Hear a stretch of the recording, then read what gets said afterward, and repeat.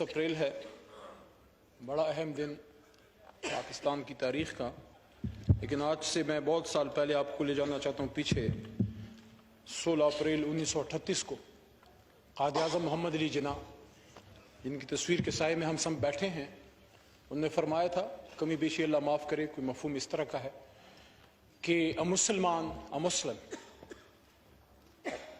is not born to give up. If he is forced to be enslaved, he'll become Babur. He'll emerge as Sultan Tipu. He'll happily embrace martyrdom, but he'll not accept slavery.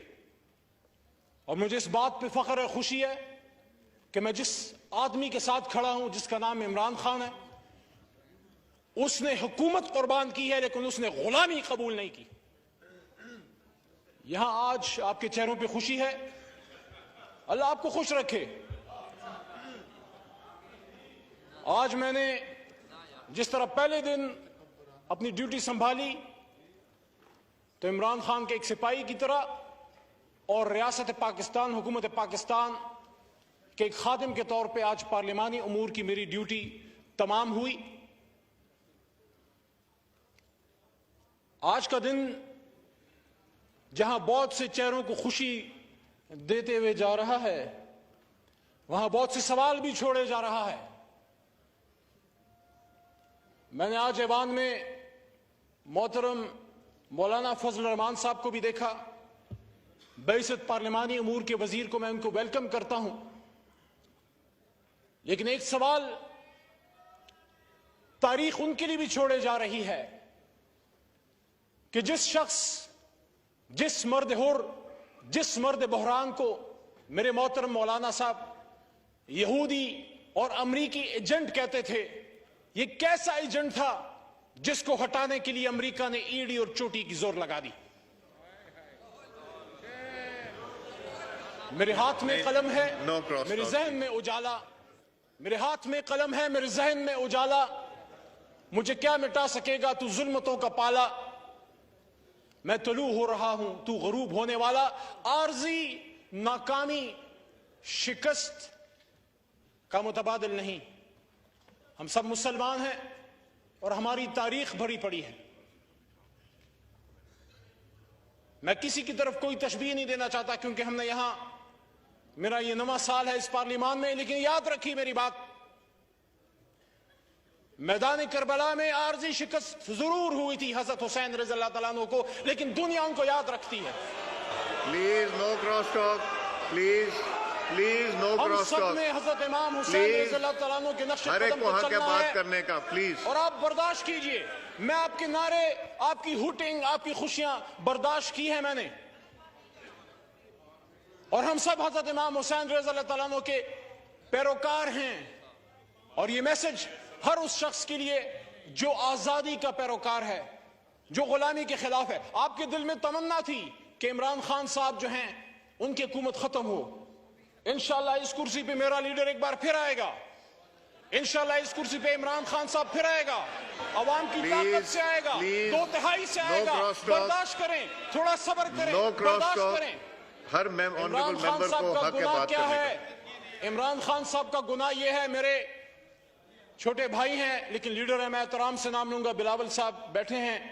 Bilawal صاحب، عمران خان صاحب کا گناہ یہ ہے کہ جب آپ کے نانا نے آج سے سالوں پہلے اسی اسلام آباد میں مسلم امہ کو اکٹھا کیا تو انہوں نے ایک بار اکٹھا کیا، اور میرے لیڈر عمران خان صاحب نے 2 مہینے میں 2 بار اکٹھا کیا اللہ تعالیٰ کے کرم سے۔ اسی OIC کی کانفرنس میں عمران خان صاحب نے، میں وہاں سے دیکھ رہا تھا، آپ ہنستے جائیں، آپ کے ہنسنے سے میرے حوصلے کم نہیں ہوں گے۔ میرے پیچھے بھی کروڑوں لوگ کھڑے ہیں، میرے لیڈر کے پیچھے بھی کروڑوں لوگ کھڑے ہیں، اور ہم دشمن نہیں ہیں، ہم نے مل کے پاکستان کو بنانا ہے، لیکن آپ کے طریقہ کار سے ہمیں اتفاق نہیں۔ وہاں پہ عمران خان صاحب نے کھڑے ہو کے جب ان سن رہے تھے، انہوں نے یہاں سپیچ کرتے ہوئے فرمایا، وقت ثابت کرے گا کہ کون اصلی شیر ہے۔ آپ کے الفاظ آپ کو مبارک ہوں، وَقُولُوا لِلنَّاسِ حُسْنًا، میری تربیت ایسی نہیں ہوئی۔ عمران خان صاحب نے کہا کہ ہم مسلم بلاک بنائیں گے. عمران خان صاحب نے مسلم بلاک کی بات کی, یہ ان کا گناہ ہے. عمران خان صاحب نے آزاد خارجہ پالیسی کی بات کی, یہ ان کا گناہ ہے. میں تو اکثر یہ کہتا ہوں کہ روس صرف بہانہ ہے. جناب چیئرمین صاحب, محترم ایاز صادق صاحب, کہ روس صرف بہانہ ہے, عمران خان نشانہ ہے. عمران خان کا گناہ یہ ہے کہ اس نے وزیر اعظم پاکستان ہوتے ہوئے ختم نبوت کی بات کی, اسلامک امہ کی بات کی, مدینہ کی ریاست کی بات کی. عمران خان کا گناہ یہ ہے کہ اس نے سامراج کے سامنے کھڑے ہو کے یہ بات کی کہ ایبسولوٹلی ناٹ.